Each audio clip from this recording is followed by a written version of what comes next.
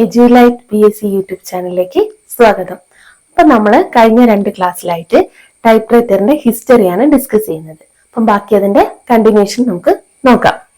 അപ്പം നമ്മൾ ഫസ്റ്റ് ഈ ക്ലാസ്സിൽ പറയുന്ന വർഷമാണ് 1876.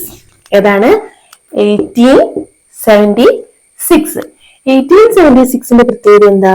1876ലാണ് ഇന്ത്യയില് ആദ്യമായിട്ട് ടൈപ്പ് റൈറ്റർ വരുന്നത്. ഇന്ത്യയില് ആദ്യമായിട്ട് ടൈപ്പ് റൈറ്റർ വരുന്ന വർഷമാണ് ഇത് 1876. ഇനി അടുത്തത് 1896. 1896ന്റെ പ്രത്യേകത എന്താ വെച്ചാല് ഒരു യൂണിവേഴ്സൽ കീബോർഡ് അംഗീകരിക്കുന്ന വർഷമാണ് ഇത് 1896. 1896ലാണ് ഒരു യൂണിവേഴ്സൽ കീബോർഡ് വരുന്നത്. അപ്പം 1876 ഇന്ത്യയില് ആദ്യമായിട്ട് ടൈപ്പ് റൈറ്റർ വന്നു. 1896 യൂണിവേഴ്സൽ കീബോർഡ്, അതായത് നമ്മൾ ഇത്രയും നേരം ഒരുപാട് ഇൻവെന്റേഴ്സ് ഓരോ ടൈപ്പിലുള്ള ടൈപ്പ് റൈറ്റേഴ്സ് കണ്ടെത്തി. അപ്പൊ ആ ടൈപ്പ് റൈറ്റേഴ്സ് ഒക്കെ കണ്ടെത്തി. അപ്പൊ അതിന്റെ കീബോർഡിലൊക്കെ ചില കീസിലൊക്കെ അങ്ങോട്ടും ഇങ്ങോട്ടും ഒക്കെ മാറ്റണ്ടാവും, ടൈപ്പിംഗ് രീതിക്ക് മാറ്റണ്ടാവും. അപ്പം നമ്മൾ യൂണിവേഴ്സൽ ആയിട്ട് എല്ലാ ടൈപ്പ് റൈറ്ററിലും ഒരേ ടൈപ്പ് കീബോർഡ്, അങ്ങനെയായിട്ട് ഒരു യൂണിവേഴ്സൽ കീബോർഡ് ആയി നിലവിൽ വന്നത് ഏതാ? 1896ലാണ്. ഈ ക്വാർട്ടി കീബോർഡ് ഇല്ലേ, ഷോൾസ് ആൻഡ് ഗ്ലിഡൻ ഒക്കെ കണ്ടെത്തിയ അല്ലെങ്കിൽ റെമിംഗ്ടൺ ഫസ്റ്റ് ടൈപ്പ് റൈറ്ററിൽ നമ്മൾ ആദ്യമായി ഇൻട്രൊഡ്യൂസ് ചെയ്ത ക്വാർട്ടി കീബോർഡാണ് യൂണിവേഴ്സൽ കീബോർഡായിട്ട് 1896 വരുന്നത്. ദെൻ അടുത്തത് 1955 ആണ്. ഇത് one of the important year ആണ് 1955. 1955ന്റെ പ്രത്യേകത എന്താ വെച്ചാല് ഇത്രയും കാലം ഇത് ഈ ഒരു വർഷത്തിന് മുന്നേ വരെ എങ്ങനെയായിരുന്നു? നമ്മള് ടൈപ്പ് റൈറ്റേഴ്സ് ഒക്കെ മാനുഫാക്ചർ ചെയ്തത് ഫോറിൻ കൺട്രീസ് ആയിരുന്നു. അപ്പൊ നമ്മൾ ഇന്ത്യയിലേക്ക് കൊണ്ടുവന്നതും ഫോറിൻ കൺട്രീസിൽ മാനുഫാക്ചർ ചെയ്ത ടൈപ്പ് റൈറ്റർ തന്നെയായിരുന്നു. അങ്ങനെ 1955 ഏഷ്യയിൽ തന്നെ ആദ്യമായിട്ട് ഒരു കമ്പനി ടൈപ്പ് റൈറ്റർ മാനുഫാക്ചർ ചെയ്യാൻ തുടങ്ങി. അതേതാണ് company? Godrej. One of the famous company അല്ലെ, ടൈപ്പ് റൈറ്ററിന്റെ പോപ്പുലർ ആയ ഗോദ്രേജ് എന്ന് പറയുന്ന കമ്പനിയാണ് 1955 ഏഷ്യയിൽ തന്നെ ആദ്യമായിട്ട് ഒരു ടൈപ്പ് റൈറ്റർ മാനുഫാക്ചർ ചെയ്യാൻ തുടങ്ങിയത്. ഈ ഗോദ്രേജ് എന്നുള്ള പേര് നിങ്ങൾക്ക് നല്ല ഫെമിലിയർ ആയിരിക്കും. എങ്ങനെയാ? നമ്മുടെ ടൈപ്പിംഗ് ക്ലാസ്സിലൊക്കെ പോകുമ്പോൾ അവിടുത്തെ അധിക ടൈപ്പ് റൈറ്ററും ഏതായിരിക്കും? ഗോദ്രേജ് അല്ലെങ്കിൽ അതിന്റെ പേരിൽ എന്തുണ്ടാവും? ഗോദ്രേജ് പ്രിമ അങ്ങനെ കൊടുത്തിട്ടുണ്ടാവും അല്ലെ. അപ്പം ഈ ഗോദ്രേജ് എന്ന് പറയുന്ന കമ്പനി 1955 ടൈപ്പ് റൈറ്റർ മാനുഫാക്ചർ ചെയ്യാൻ തുടങ്ങി. അതിന്റെ പ്രത്യേകത എന്താ? ഏഷ്യയിൽ തന്നെ ആദ്യമായിട്ട് ഒരു കമ്പനി ടൈപ്പ് റൈറ്റർ ഡെവലപ്പ് ചെയ്യാൻ തുടങ്ങി, അല്ലെങ്കിൽ മാനുഫാക്ചർ ചെയ്യാൻ തുടങ്ങി. ആ കമ്പനിയാണ് ഇത് ഗോദ്രേജ്. ആ കമ്പനിയാണ് ഇത് ഗോദ്രേജ്. ഓക്കെ. ഇനി 1962 എന്താ പ്രത്യേകത വെച്ചാൽ 1962ലാണ് ഇന്ത്യയില് എന്ത് വരുന്നത്? ദേവനാഗിരി ടൈപ്പ് റൈറ്റർ വരുന്നത്. ഏതാണ്? Devanagari type writer.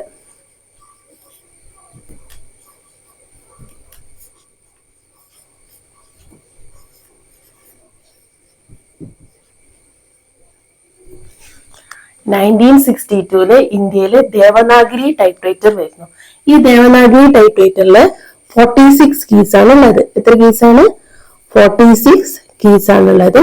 ഈ 46 കീസ് കൊണ്ട് നമുക്ക് 92 അക്ഷരങ്ങളും അക്കങ്ങളും ടൈപ്പ് ചെയ്യാൻ പറ്റും. അപ്പം 1962 ഇന്ത്യയില് ദേവനാഗിരി ടൈപ്പ് റൈറ്റർ വന്നു. അപ്പൊ നമ്മള് 4 വർഷം ഇവിടെ ഡിസ്കസ് ചെയ്തു. ഫസ്റ്റ് നമ്മൾ പറഞ്ഞത് 1876ലാണ്. 1876 ഇന്ത്യയില് ആദ്യമായിട്ട് ടൈപ്പ് റൈറ്റർ എത്തി. ദെൻ 1896 യൂണിവേഴ്സൽ കീബോർഡ് നിലവിൽ വന്നു. പിന്നെ 1955 ഗോദ്രേജ് എന്ന് പറയുന്ന ഒരു കമ്പനി വന്നു. ആ ഗോദ്രേജ് എന്ന് പറയുന്ന കമ്പനിയുടെ പ്രത്യേകത എന്താ? ഏഷ്യയിൽ തന്നെ ആദ്യമായിട്ട് ടൈപ്പ് റൈറ്റർ മാനുഫാക്ചർ ചെയ്ത കമ്പനിയാണ് ഇത് Godrej. 1962 India government Devanagari type writer കൊണ്ടുവന്നു. ദേവനാഗരി ടൈപ്പ് റൈറ്ററിൽ എത്ര കീസ് ആണുള്ളത്? 46 കീസ് ആണ് ഉള്ളത്.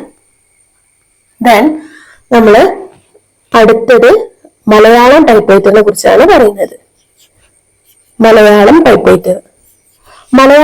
റൈറ്റർ ഈ ആദ്യമായി വരുന്നത്, അല്ലെങ്കിൽ മലയാളം ടൈപ്പ് റൈറ്റർ കണ്ടുപിടിക്കപ്പെട്ടത് ഏതാണ്? 1935 മലയാളം ടൈപ്പ് റൈറ്റർ ഇൻവെന്റ് ചെയ്യുന്നത് 1935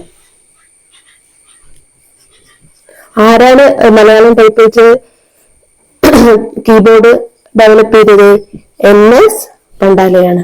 മലയാളം ടൈപ്പ് റൈറ്ററിന്റെ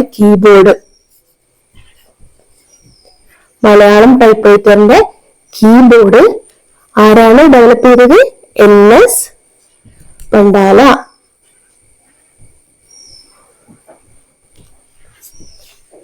ഇത് നിങ്ങൾ എപ്പോഴും ഓർത്ത് വെക്കേണ്ട ഒരു പേരാണ്. 1935 മലയാളം ടൈപ്പ് റൈറ്റർ വന്നു. അതിന്റെ കീബോർഡ് ഡെവലപ്പ് ചെയ്തത് ആരാണ്? NS പണ്ടാലയാണ്. ഈ NS പണ്ടാല തന്നെയാണ് മലയാളം ഷോർട്ട് ഹാൻഡും ഡെവലപ്പ് ചെയ്തത്. മലയാളം ഷോർട്ട് ഹാൻഡ്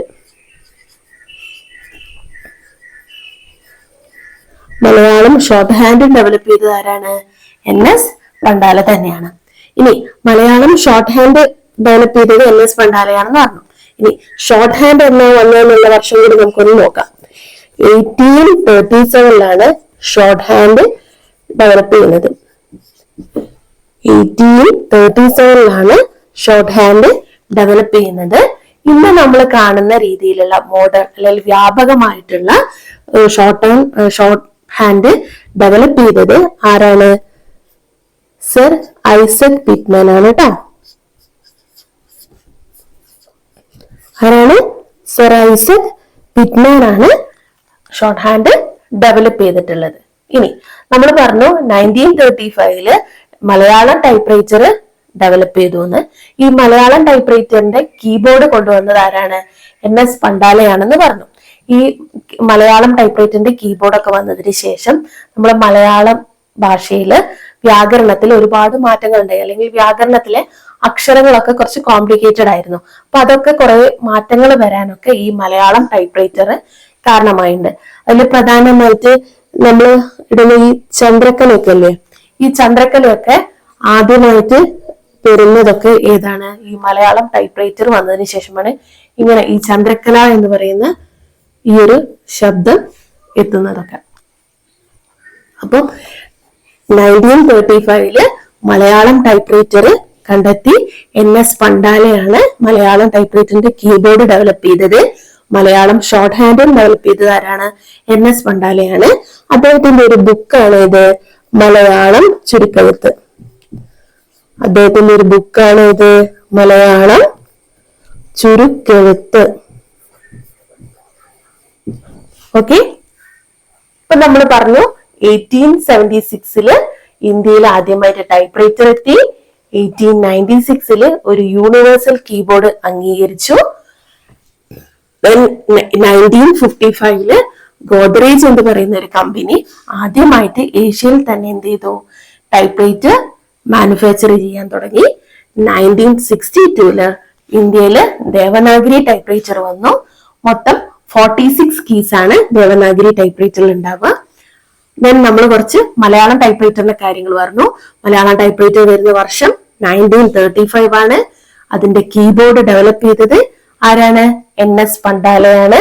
അദ്ദേഹം തന്നെയാണ് എന്ത് മലയാളം ഷോർട്ട് ഹാൻഡും ഡെവലപ്പ് ചെയ്തത്. അദ്ദേഹത്തിന്റെ ഒരു ബുക്കാണ് ഇത് മലയാളം ചുരുക്കെഴുത്ത്. ഷോർട്ട് ഹാൻഡിനെ കുറിച്ച് നമ്മളിവിടെ മെൻഷൻ ചെയ്തുകൊണ്ട് ഷോർട്ട് ഹാൻഡ് വന്ന വർഷം നമ്മൾ പറഞ്ഞു 1837, അതായത് 1837 ഷോർട്ട് ഹാൻഡ് വന്നു. ഡെവലപ്പ് ചെയ്തത് ആരാണ്? സർ ഐസക് പിറ്റ്മാൻ ആണ്. ഇനി നിങ്ങൾ ഓർത്ത് വെക്കേണ്ട ഒരു വർഷമാണ് 1884. ഇത് ഞാൻ ലാസ്റ്റ് പറയാൻ കാരണം ഇത് മാച്ച് ദ ഫോളോയിങ്ങിലൊക്കെ ചോദിച്ചാൽ കൺഫ്യൂഷൻ ആവണ്ടെന്ന് ചോദിച്ചിട്ടാണ്. 1884 അതായത് 1884 ഒരു ഇൻവെൻഷൻ വന്നു. അതാണ് മിമിയോഗ്രാഫ്. എന്താണ് മിമിയോഗ്രാഫ്? മിമിയോഗ്രാഫിന്റെ പ്രത്യേകത എന്താ? മിമിയോഗ്രാഫ് അല്ലെങ്കിൽ സ്റ്റെൻസിൽ ഡ്യൂപ്ലിക്കേറ്റർ എന്ന് വേറൊരു പേരുണ്ട് കേട്ടോ. മിമിയോഗ്രാഫ് അല്ലെങ്കിൽ സ്റ്റെൻസിൽ ഡ്യൂപ്ലിക്കേറ്റർ.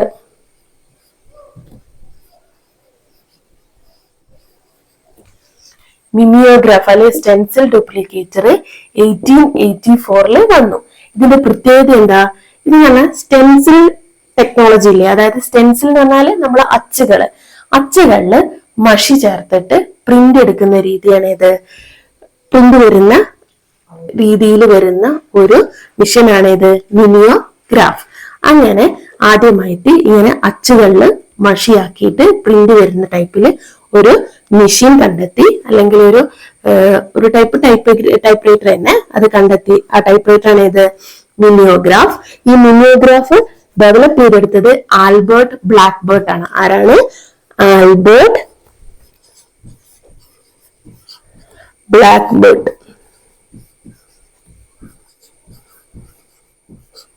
ഓക്കെ, അപ്പം 1884 മിമിയോഗ്രാഫ് അല്ലെങ്കിൽ സ്റ്റെൻസിൽ ഡ്യൂപ്ലിക്കേറ്റർ എന്ന് പറയുന്ന ഒരു മെഷീൻ കണ്ടെത്തി. Who invented? ആൽബർട്ട് ബ്ലാക്ക്ബേർഡ് ആണ് അത് കണ്ടെത്തിയത്. ഇപ്പൊ നമ്മള് പറഞ്ഞ വർഷം 1876 പറഞ്ഞു, 1896 പറഞ്ഞു, 1955 പറഞ്ഞു, 1962 പറഞ്ഞു, 1935 പറഞ്ഞു, 1837 1884 പറഞ്ഞു. ഇത് നിങ്ങൾ ഇങ്ങനെ റിപ്പീറ്റ് ചെയ്ത് കേൾക്കുക. റിപ്പീറ്റ് ചെയ്ത് നമ്മളിങ്ങനെ വായിക്കുമ്പോൾ നമുക്ക് കുറച്ചും കൂടെ ഒന്ന് ഓർത്തെടുക്കാൻ പറ്റും. അതുപോലെ തന്നെ നമ്മൾ ഒരു കണ്ടിന്യൂഷൻ ഹിസ്റ്ററി ഒക്കെ ടൈപ്പ് റൈറ്ററിന്റെ പഠിക്കുമ്പോൾ ഒന്നാമത്തത് ഇതിലെ പല പേരുകളും നമുക്ക് അത്ര ഫെമിലിയർ ആയിരിക്കില്ല. അപ്പം നമ്മള് ഇതിനു മുന്നേ തുടങ്ങുന്നത് തൊട്ടിട്ടുള്ള വർഷങ്ങളും അതിന്റെ ഇൻവെൻഷൻസും അത് ഇൻവെന്റർ ചെയ്ത ആൾക്കാരെ പേരുകളും വർഷവും ഇങ്ങനെ വായിച്ചു പോവുക. അങ്ങനെ അതിങ്ങനെ കണ്ടിന്യൂഷനായി വായിച്ചിട്ട് വേണം അടുത്തതായിട്ട് പുതിയതായി പഠിച്ചു പോകാൻ. മറ്റേ നിങ്ങൾ പുതിയതൊരു ക്ലാസ് കേൾക്കുന്നു, അത് പഠിക്കുന്നു. അപ്പം ആദ്യമുള്ളത് നിങ്ങളോട് വിട്ടുപോകും. പിന്നെ അത് നിങ്ങൾക്ക് ഒരു കൺഫ്യൂഷനുമായി വരും എക്സാമിന്. അപ്പം പിന്നെ അതേപോലെ തന്നെ നിങ്ങൾ വർഷങ്ങളൊക്കെ പഠിക്കുന്ന സമയത്ത് എന്തെങ്കിലും ഒരു ഓർത്ത് വെക്കാൻ, എന്തെങ്കിലും ഒരു ട്രിക്ക് ഓർത്ത് വെക്കുക. അതിപ്പോ ഞാൻ പറഞ്ഞു തരുന്ന ട്രിക്ക് ആയിരിക്കില്ല നിങ്ങൾക്ക് പെട്ടെന്ന് എഫക്റ്റ് ആവും. അപ്പൊ നിങ്ങൾ തന്നെ ഒന്ന് സ്വയം കണ്ടെത്തിയിട്ട് ചെയ്യണം. അപ്പൊ ഇവിടെ ഇപ്പൊ 1876 ആണ്. അപ്പൊ അടുത്തടുത്ത കോൺസിക്യൂട്ടീവ് നമ്പേഴ്സ് അല്ലേ, അങ്ങനെ വേണം ഇത് ഓർത്ത് വെക്കാം. അല്ലെങ്കിൽ ഇത് ബാക്കിൽ നിന്ന് എഴുതി പോരാം. 6, 7, 8 അങ്ങനെ എഴുതി വെക്കാം. അപ്പൊ ഇതിന്റെ ആണെങ്കിലും 8ഉം 9ഉം അടുത്തടുത്ത കോൺസിക്യൂട്ടീവ് നമ്പേഴ്സ് ആണ്.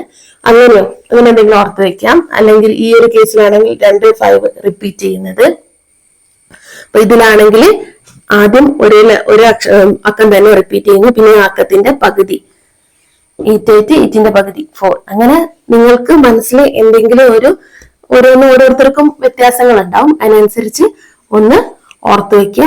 എങ്കിൽ മാത്രമേ നമ്മൾ എക്സാമിന് വരുമ്പോൾ ക്വസ്റ്റ്യൻ പേപ്പറിൽ കാണുമ്പോൾ നമുക്ക് പെട്ടെന്ന് ക്യാച്ച് ചെയ്ത് എടുക്കാൻ പറ്റുള്ളൂ. അപ്പം ഇത്രയാണ് ടൈപ്പ് റൈറ്ററിന്റെ ഹിസ്റ്ററിയിൽ പറയുന്നത്. അപ്പം ഇതില് നമ്മള് ഹിസ്റ്ററിയിലുള്ള ഏകദേശം ഓൾമോസ്റ്റ് എല്ലാ വർഷങ്ങളും നമ്മൾ കവർ ചെയ്തു. ഇനി നമ്മൾ ടൈപ്പ് റൈറ്ററിന്റെ ഹിസ്റ്ററിയിലെ മൊഡ്യൂളിൽ പറയുന്നതില് ഇനി വരുന്നത് ടൈപ്പ് റൈറ്റർ എത്ര വീതമുണ്ട്, അതിന്റെ മാനുഫാക്ചർ ചെയ്യുന്ന കമ്പനീസ്, പിന്നെ അതിന്റെ അഡ്വാൻറ്റേജസ്, ടൈപ്പ് റൈറ്ററിന്റെ അഡ്വാൻറ്റേജസ്, പിന്നെ നമ്മൾ ടൈപ്പ് ചെയ്യുന്ന രീതിയിൽ ടച്ച് സിസ്റ്റം, സൈറ്റ് സിസ്റ്റം ഒക്കെ, ആ 2 രീതികളെ കുറിച്ച് ഒക്കെയാണ് ഇനി പറയാനുള്ളത്. അത് നമുക്ക് അടുത്ത ക്ലാസ്സിൽ ഡിസ്കസ് ചെയ്യാം. താങ്ക്